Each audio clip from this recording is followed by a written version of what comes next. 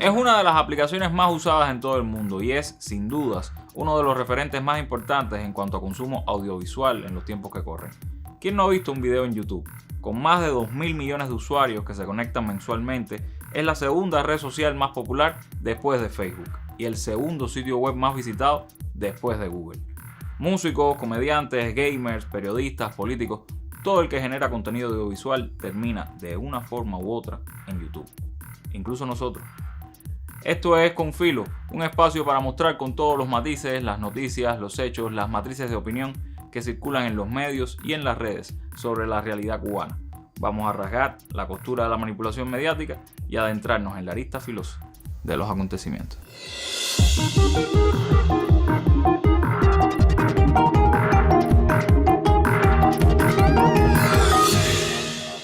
Nació un 14 de febrero de 2005 en Internet. Como los grandes inventos en la historia de la humanidad, YouTube vería la luz sin pretender llegar a convertirse en lo que es hoy día. Sus creadores, Chad Hurley, Steve Chen y Jod Karim, eran trabajadores de PayPal que buscaban una forma de poder compartir algunos vídeos que se hicieron en una fiesta en San Francisco.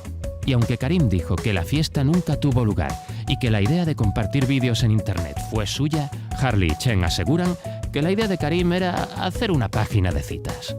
El 23 de abril, Jod Karim subió el primer vídeo de YouTube, titulado Yo en el Zoo, un vídeo de 19 segundos de duración en el cual Karim hablaba sobre los elefantes.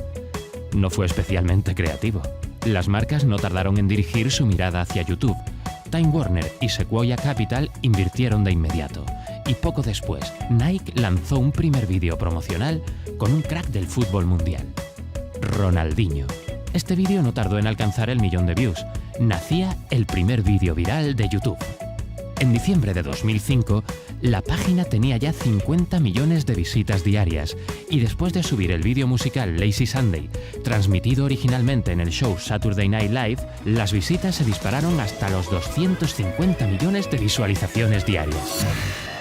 Como todas o casi todas las redes digitales, al menos las que se crearon en la primera década del siglo XXI, YouTube surgió como un espacio de libertad individual más allá de las restricciones corporativas y de los modelos tradicionales de comunicación. Cada usuario de YouTube podía ser consumidor, pero también creador de contenido. Cada persona que se conectaba tenía, en teoría, la misma capacidad de un canal de televisión. Por supuesto, esto generó mucha tensión de ese mundo corporativo y anquilosado, y las dinámicas del capitalismo no tardaron en llegar. Primero, la publicidad, los anuncios, que en Cuba no tenemos que sufrir, al menos en YouTube, y eso se lo tenemos que agradecer al bloqueo para variar. Pero eso es fuente de decenas de miles de millones de dólares en ingresos. Y luego, la compra de YouTube por una empresa mucho más grande, del mismo modo en que Facebook compró WhatsApp e Instagram. En el año 2006, Universal Music anunció que YouTube le debía varios millones de dólares por violación de derechos de autor. Muchos comenzaron a ver YouTube como una historia sin futuro. Venían muchos problemas legales con la plataforma y aunque el rumor de la venta a Google ya rondaba por ahí, nadie había confirmado nada. En octubre de ese mismo año, Chen y Hurley subieron un vídeo en donde ya se mencionaba la venta a Google. Google pagó la pequeña cantidad de 1.600 millones de dólares y con eso se afianzaría lo que es hoy en día una de las páginas más importantes del mundo.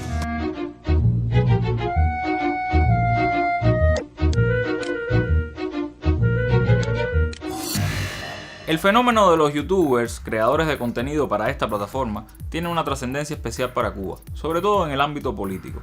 Antes fueron las transmisiones ilegales, radio y televisión Martí. Hoy se usa internet y en YouTube nos podemos encontrar con una sencilla búsqueda a una fauna tremebunda de seres humanos que discursan sobre Cuba, la mayoría desde Miami, con un repertorio bastante amplio de noticias falsas, ofensas, vulgaridad, amenazas, incitación a la violencia, linchamiento mediático. Por supuesto, estos youtubers del odio que tratan de manipular la historia y la realidad de Cuba ganan más dinero si sus videos tienen más visualizaciones. Y ese es el negocio y la verdadera razón detrás de sus posturas políticas. Han encontrado en YouTube y en la generación de contenido audiovisual contra Cuba un medio de vida, llegando incluso a tener cientos de miles de seguidores, por lo que su influencia no puede ser desdeñada, aunque cualquier youtuber que se dedique, digamos, a mostrar artesanía puede llegar a mucha más gente. Pero hagamos un alto en el camino y toquemos otros temas de la mano de Gabriela Fernández en La Mira. A pesar de nuestras oraciones, Santa María no perdonó pecados ni fue el único callo pisado esta semana. Escuchen esto, cortesía de Cuba no es Miami, y de paso, síganlos en YouTube. Recuerda que yo me he dado cuenta que esto aquí es más comunismo que Cuba. Me he dado cuenta, brother. ¿Tú sabes qué pasa? Que aquí, ¿cómo un alcalde va a cantar el 4 de julio? Que me acaba de decir a mí, porque el alcalde de Evangelía me dijo a mí que yo no podía hablar de política en el 4 de julio, cantando Esteban Bobo. Y después estaba cancelándome que no voy a cantar más nunca ahí. Y ahora dice que va a cancelar los conciertos míos. ¿Cómo tú entiendes eso, papi? Esto es un comunismo aquí. Aquí es más comunista que Cuba, papi. Todos los artistas cubanos que muchos han hablado, porque todo lo que tú ves que están hablando que quieren ir para Cuba. Y yo fui a ver a mi abuela ahora, y tuve que ir para allá con todo lo que he hablado. Y ninguno ha hablado todo lo que al revés me han tirado a mí. Porque ninguno ha hablado nada. Y todos por detrás me han dicho a mí que quieren ir para Cuba, para que sepa. Aquí no hablen nada, que aquí todo es un invento, todo es un negocio aquí. Esto es un descargo que hay aquí en Miami, aquí. Todo se ha vuelto un negocio mediático de redes sociales y viviste las cosas. Cada vez que un politólogo experto llama comunismo a la primera arbitrariedad que le pasa por la cabeza a un comunero, se revuelve en su tumba. Paradójicamente, que se pueda obligar a los artistas a actuar según su conveniencia tiene mucho más que ver con el capitalismo y la subordinación del arte al mercado de lo que el bueno de Lanier, con su vasto conocimiento del terreno al que lo han obligado a meterse, pueda ser capaz de comprender. Tan rentable le fue al artista vender consignas que los jugaron en contra como les ahora a los verdugos dárselo a los buitres. Así funciona el libre mercado, una lucha constante por controlar la libertad de los demás. Funciona tanto a niveles farandulerísticos como cuando una potencia puede darse el lujo de condicionar el comercio de países más pequeños mediante sanciones o chantajes, para variar. No hay mucho que pueda hacer Lanier contra el bloqueo artístico mientras sea parte de esa misma maquinaria, pero nosotros sí podemos aprovechar cada espacio para defender nuestro derecho de insubordinarnos. Y eso haremos en la cumbre de los BRICS.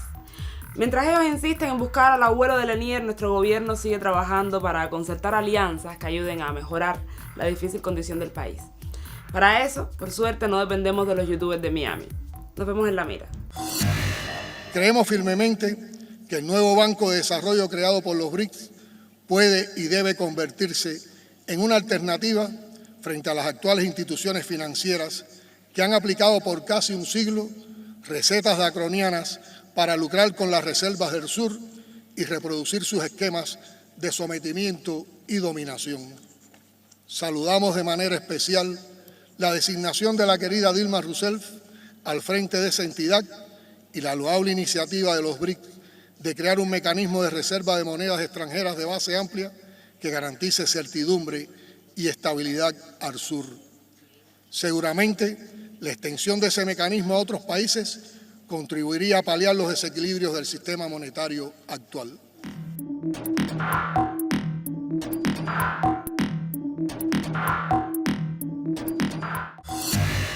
En YouTube existen hoy más de 50 millones de canales. La mayoría, francamente, se dedica a divulgar contenido banal, pero sigue habiendo personas y colectivos que tratan de usar estos espacios, cada vez más permeados por el dinero de los poderosos, para posicionar un discurso contrahegemónico, armando nichos de resistencia que muchas veces son bloqueados e invisibilizados.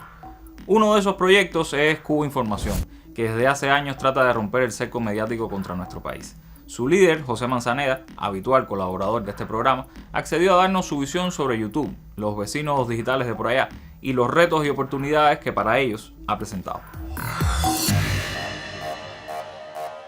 Muchas gracias a Confilo por esta invitación. Vamos a hablar de los vecinos digitales en YouTube.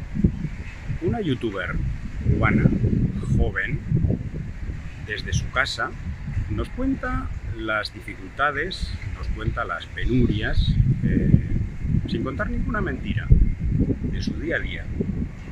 Su salario no le llega y su familia pasa innumerables vicisitudes para poder llegar a fin de mes.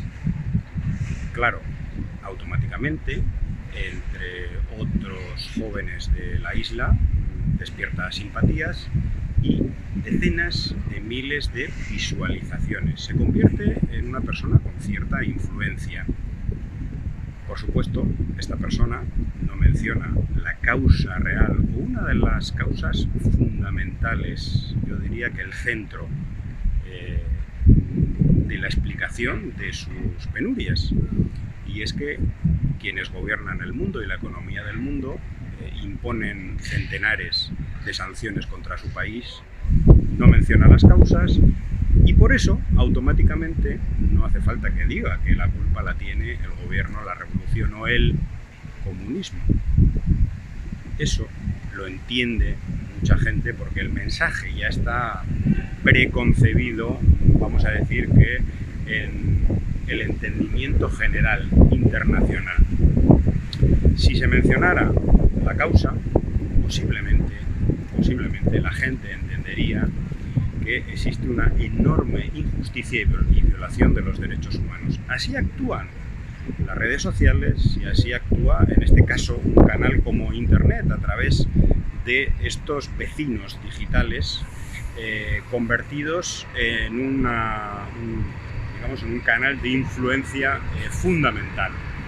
Por supuesto, YouTube trabaja en este campo de la guerra contra Cuba, en este aspecto y también en otros, ¿no? Pero los influencers más establecidos que actúan desde el exterior, sobre todo desde Miami, con un discurso mucho más anticomunista y mucho más visceral, tienen sobre todo su público fuera. También lo tienen en la isla, pero tienen su público fuera, un público además que le gusta que le digan que Cuba tiene que ser invadida, que tiene que haber una intervención militar para acabar con el problema que es el comunismo. Bueno, indudablemente YouTube es una vía fundamental para la guerra contra el país, pero también hay que aprovechar sus potencialidades y hay que trabajar en Internet, precisamente en YouTube, precisamente para mostrar de una manera clara que la culpa o el problema fundamental